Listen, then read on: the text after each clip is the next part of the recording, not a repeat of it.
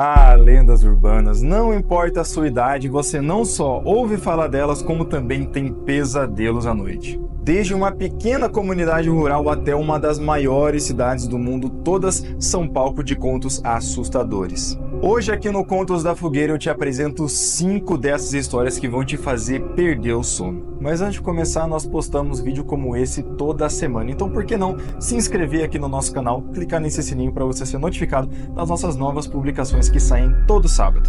Sem mais delongas, vamos lá! E dando início às nossas lendas, não tem como falar de lenda urbana sem falar dela, que é a mais famosa dessas lendas, especialmente nas escolas brasileiras. É óbvio que a gente vai começar falando pela loira do banheiro. Até porque essa história que começou nos anos 1970 já arrepiou muitos estudantes. Olha, eu não sei você, mas na minha época era comum que as crianças fossem no banheiro na hora do recreio ou no final da aula para fazer aquele ritual de invocação famoso. As coisas que você tem que fazer variam de lugar para lugar. No meu caso, eram 3 descargas, 3 chutes na privada, e aí você gritava loira do banheiro as 3 vezes, né? Aí, supostamente, quando você estivesse saindo do banheiro, ela ia aparecer no espelho. Agora, em outros lugares falam que você tem que ficar ligando e desligando a luz do banheiro assim 3 vezes. No meu tempo não era assim, mas tem várias variantes desse mesmo ritual para fazer a loira do banheiro aparecer. Eles são muito parecidos, mas nem sempre são iguais. Agora, apesar do ritual nem sempre ser igual, a imagem da loira do banheiro era assim, sempre a mesma. Você não precisa ser nenhum gênio para imaginar que a loira do banheiro era uma mulher loira. Agora, o restante da descrição dessa mulher, aí sim, é coisa de pesadelo mesmo. Ela é descrita como uma mulher pálida, que utiliza roupas brancas, pálida até a ponto de ser quase cinzenta. E o detalhe principal é que ela tem algodões com sangue no nariz e nas orelhas. Supostamente, esses algodões são colocados lá para impedir o sangramento direto, né, daqueles orifícios. O que muita gente não sabe é que essa lenda tem sim um fundo de verdade. Ela é baseada numa história real que aconteceu com uma menina chamada Maria de Oliveira Borges no final do século XIX. Para você que não sabe muito bem, o final do século XIX seria o final dos anos 1800, então lá por 1890, alguma coisa assim. Nessa época, ainda era muito comum que os casamentos fossem planejados. Essa garota foi forçada pelo seu pai a se casar com 14 anos com um rapaz muito mais velho do que ela. Obviamente, assim como a maioria dos casamentos feitos dessa maneira, ela era muito infeliz, até que um dia, após 4 anos, né, então ela já tinha 18, vendeu todas as suas joias, todos os seus pertences e fugiu para Paris. Pouco se sabe da vida da Maria depois disso, mas o que é fato é que com 26 anos, ou seja, 6 anos depois que fugiu de casa, Maria faleceu. O sumiço misterioso da certidão de óbito dela faz com que, até hoje, a causa da morte seja um mistério. Mas o terror continua quando a mãe da jovem decidiu trazer o seu corpo de volta para o Brasil. Olha só, até que o túmulo da Maria fosse construído, o cadáver dela ficou exposto no casarão da família em um bloco de vidro, assim, por muito tempo. E o caixão era aberto para visitação pública, então muitas pessoas entravam lá. Mas acontece que depois de um tempo, a mãe da Maria simplesmente decidiu que não ia mais enterrar ela. Foi aí que aparentemente o espírito da garota lá do além não gostou nem um pouco disso. Segundo os relatos da própria mãe, ela aparecia direto para a mãe dela, em alguns lugares da casa. Não se sabe muito bem o que ela fazia, se ela fez algum mal, mas aparentemente ela aparecia nessa visão aí de mulher loira, sangrando, rosto pálido, parecendo um zumbi, para a mãe dela o tempo todo. Então é de se imaginar que em algum momento ela fosse se assustar, até se encher o saco disso e finalmente decidiu enterrar a filha. Fora que deve ser muito traumático você ver não só uma pessoa que você sabe que morreu, mas a sua filha que você sabe que morreu, né? Enfim. Assim como era comum naquela época, ela não foi enterrada num cemitério mesmo, até porque os cemitérios em si já eram bem raros. Normalmente se enterrava os seus entes queridos próximos à residência. E no caso da Maria, obviamente foi isso, ela foi enterrada perto da casa dela. Em 1902, a casa foi vendida e deu lugar à Escola Estadual Conselheiro Rodrigo Alves. Os boatos de que o espírito da garota vagava pela escola já existiam desde o início, só que os boatos da loira do banheiro, como ela é descrita até hoje, começaram a surgir depois de um incêndio misterioso que comprometeu grande parte do prédio da escola em 1916. De acordo com a lenda, o espírito da garota vaga pelos banheiros da escola, abrindo as torneiras para saciar a sua sede e pedindo para que tenha um funeral digno. Agora me conta uma coisa, você já foi desobediente quando era criança? Eu sei que num grau menor ou maior todos nós já fomos, não é mesmo? E nesse momento você provavelmente foi ameaçado pelos seus pais ou os seus avós que o homem do saco ia te levar. O homem do saco, o velho do saco, o papa-figo, qualquer um desses três serve. Houve um tempo, lá pelos anos 1950 adiante, que o medo se instalou na cabeça das crianças brasileiras. Diziam por aí que um velho misterioso vagava pelas ruas à noite em busca de pequenos desobedientes. Esse ser, que ficou conhecido como o Velho do Saco, ou o Papa-Figo, não era só uma história, mas sim um pesadelo que ganhou vida. Diziam que ele carregava consigo um saco, onde guardava todos os azarados o suficiente para encontrar com ele.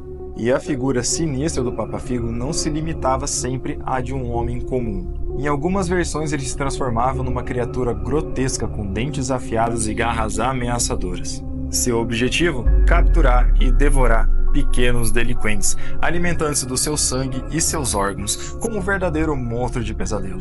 Mas onde teria surgido esse horror? No passado sombrio do Brasil, o Papa-Figo ganhou forma sendo associado a doenças como a hanseníase, que antigamente era chamada de lepra. E a lenda até serviu para agravar um pouco do estigma que as pessoas já tinham sobre pessoas com essa doença, retratando o Velho do Saco como um ser sujo e maltrapilho que sequestrava crianças para vender a outras pessoas ricas e doentes. A história de monstros como o Papa-Figo remonta já da Idade Média, que assombrava os mais jovens. E surgiu como uma forma de controlar o comportamento das crianças, fazendo com que obedecessem os adultos com medo do Velho do Saco capturar elas. E não pense que essa é uma história isolada, porque várias partes do mundo têm uma história muito parecida. Seja o Sackman em países de língua inglesa, seja o Krampus nas regiões alpinas da Europa, ou até o Robaticos no folclore mexicano, o medo do desconhecido é uma constante na infância de muitas crianças pelo mundo. Só uma coisa que, antes de finalizar, eu acho interessante mencionar: algumas versões dessa lenda, especialmente aqui no Brasil, relatam que nessa de abrir o corpo das crianças, tomar sangue, comer órgãos, enfim, o Papa-Figo também utilizava a gordura corporal dessas crianças aí para fazer sabão e vender depois. Só achei que eu deveria mencionar.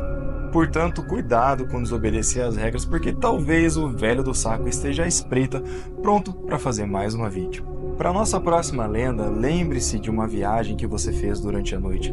Talvez você dirigia, ou talvez apenas contemplasse a escuridão no banco de trás do carro, onde as únicas luzes vinham dos faróis do carro ou até da lua.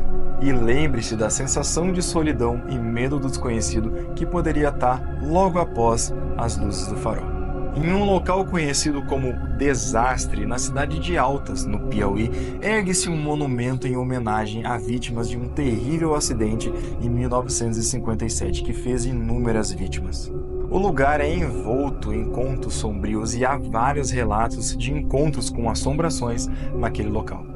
E uma das histórias mais horripilantes aconteceu com o caminhoneiro Eliésio Braga. Certa noite ele deu carona a uma jovem misteriosa que apareceu na estrada próxima ao monumento do desastre. Enquanto conversavam sobre coisas da vida, o motorista estava alegre, sorrindo, até porque finalmente ele tinha uma companhia para tornar uma viagem tão tediosa um pouco mais agradável. Ela era uma jovem muito bonita e o vestido branco que utilizava só realçava a sua beleza. Em dado momento, Eliésio decide mudar a marcha do caminhão que já estava lá há muito tempo, até porque isso seria uma desculpa para tentar pegar na mão da moça. Mas no momento em que ele tenta se aproximar, ele não sente nada. Simplesmente ele consegue pegar no câmbio do caminhão, mas a mão da moça ele não conseguiu agarrar. Nesse momento, o motorista sente um arrepio que vem lá de baixo da espinha até a cabeça. E não tem sequer nem coragem de olhar para ela. Nos tensos momentos que se seguiram, o motorista nervoso prestava muita atenção na estrada. E quando decidiu finalmente olhar para ela enquanto passavam na frente do monumento do desastre, viu que não tinha mais ninguém ali. Outro relato bem perturbador é de um homem que foi perseguido por uma figura feminina enquanto passava por essa mesma estrada de moto. Só que olha só, e agora até eu tô me arrepiando aqui em contar pra vocês essa história. Ele viu o rosto da moça no retrovisor da moto dele. Agora imaginem essa situação. Não se sabe se ele estava muito rápido ou não, mas o que se sabe, o que ele conta, é que ele estava em movimento. Imagina você olhar para o retrovisor e você ver o rosto de uma pessoa, um rosto fantasmagórico de uma mulher, no momento em que você simplesmente menos esperava. Olha, eu tô até me arrepiando aqui. Em uma estrada escura, sozinho e num local com tantas lendas de assombração. O que se seguiu foi que o rapaz, num ato meio desesperado, parou a moto assim que conseguiu e saiu correndo, deixou a moto para trás, voltou só no outro dia e olha lá. Essas histórias assombram os habitantes da cidade, que evitam a qualquer custo passar por essa estrada, especialmente durante a noite. O desastre continua a alimentar o medo em torno da cidade e solidificando a sua aura de mistério e terror. Voltando agora para a cidade grande, nossa próxima lenda vai te ensinar o porquê que, mesmo estando cercado de pessoas, você pode estar em perigo. Tudo começou com uma série de reportagens intituladas Os Crimes que Abalaram o Mundo. Nela se comentou o caso do palhaço norte-americano John Wayne Gacy, que na década de 70 assassinou muitos jovens, adolescentes e crianças. Ele cometeu todas as suas torturas, assassinatos e atrocidades usando uma fantasia de palhaço. Ele realmente existiu e quando foi preso, foram encontrados no seu porão na cidade de Chicago, Illinois, os restos mortais de 29 jovens entre 9 e 27 anos de idade. Em 1988, John Wayne Gacy foi condenado a 21 prisões perpétuas e 12 penas capitais. E esse caso indiretamente assombrou a cidade de São Paulo nos anos 90. Um louco, não se sabe quem, se utilizou da história do palhaço para fazer basicamente a mesma coisa na cidade de Osasco. Ele raptava crianças para vender os seus órgãos, ou assim a lenda diz. Aos poucos, a fama dessa lenda foi aumentando até englobar toda a grande São Paulo, e a história vinha com tons cada vez mais verídicos e macabros. Segundo a lenda, ele tinha 2 ajudantes, uma bailarina e um anão de circo. Eles dirigiam uma Kombi azul e pegavam crianças em escolas públicas. É importante mencionar aqui que essa história começou num jornal bem tendencioso do ABC Paulista e que era famoso por já ter publicado outras histórias falsas sobre vampiros e lobisomens em Osasco. Apesar disso, as pessoas juravam ter visto uma reportagem sobre esses ataques na cidade de São Paulo num jornal do SBT. E o boato foi tão forte que eles ganharam até um nome, a Gangue dos Palhaços. Diz a lenda que a van parava na frente das escolas, no momento em que os alunos estavam saindo para ir para casa. E descia um palhaço que começava a fazer brincadeira com as crianças, enfim, mexer com brinquedos, esse tipo de coisa. Ele e seus ajudantes ofereciam doces e brinquedos até que alguma criança cedia e entrava na van deles, e aí o destino dela já estava selado. Eles então se evadiam do local com a criança dentro da van e ela nunca mais era vista.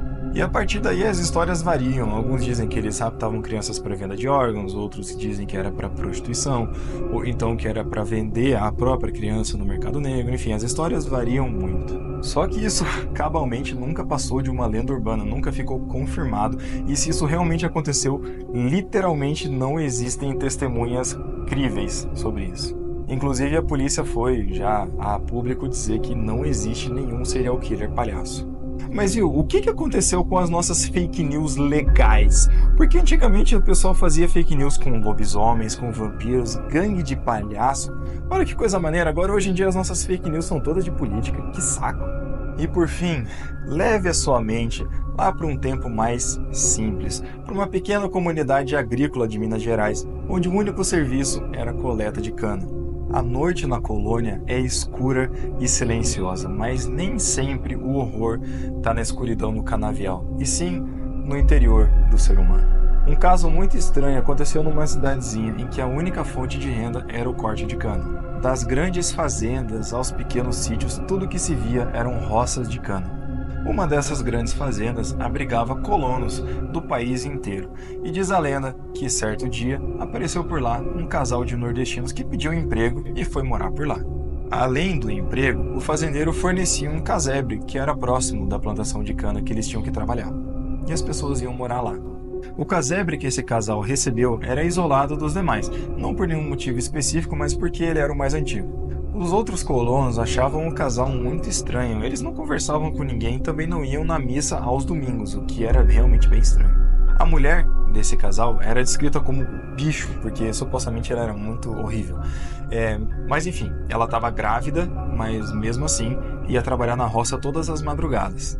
Dizem que num dia muito quente desses que parece que o chão tá fervendo, um incidente muito triste aconteceu. O marido da bicho foi picado por uma cobra e acabou falecendo. E nesse momento a mulher, que já era meio distante, ficou ainda mais esquisita e ainda mais reclusa. Ela continuou cortando cana até o nascimento do seu filho, e quando o filho da bicho nasceu, ela simplesmente sumiu. Não atendia a porta para ninguém, não trabalhava mais na roça, não aparecia, não saía de casa.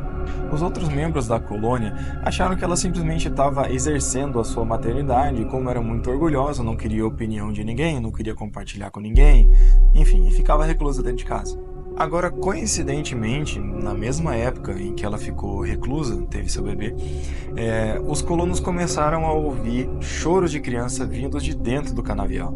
Os boias frias ficaram encucados com aquele choro mesmo e decidiram um dia ir procurar. E andaram, procuraram pelo canavial inteiro, mas não encontraram nenhum bebê. Só que quando eles se aproximaram do casebre da bicho, notaram que o choro ficou mais forte e parecia estar vindo debaixo da terra. No dia seguinte, voltaram, arrancaram um pé de cana e, por espanto de todos, encontraram o corpo de um bebê já em estado de decomposição. O dono da fazenda chamou a polícia, que invadiu o casebre da bicho, e encontraram ela reclusa, sentada num canto igual uma louca em posição fetal, e o fogão a lenha dela estava completamente coberto de sangue. E depois se descobriu que ela mesma tinha matado o próprio filho, batendo a cabeça dele contra a quina do fogão. E que depois ela enterrou o bebê no canavial. A mulher foi levada para um sanatório e o bebê teve um funeral digno no cemitério da fazenda, onde um padre rezou uma missa e pediu por sua alma. Mas e você? O que achou das nossas lendas? Você tem alguma que gostaria que a gente comentasse aqui? Me deixa nos comentários que eu com certeza vou cobrir ela em algum momento. E se você gosta de vídeos como esse, lembra que todo o sábado você vai ter um vídeo novo aqui no nosso canal muito parecido com esse. Então eu tenho certeza que você vai gostar de acompanhar a nossa programação. Então por que não se inscrever no nosso canal? Clica naquele sininho ali para você ser notificado quando a gente postar um vídeo novo. E eu vou ficando por aqui. Um grande abraço a todos, muito obrigado por ter assistido até o final. Falou!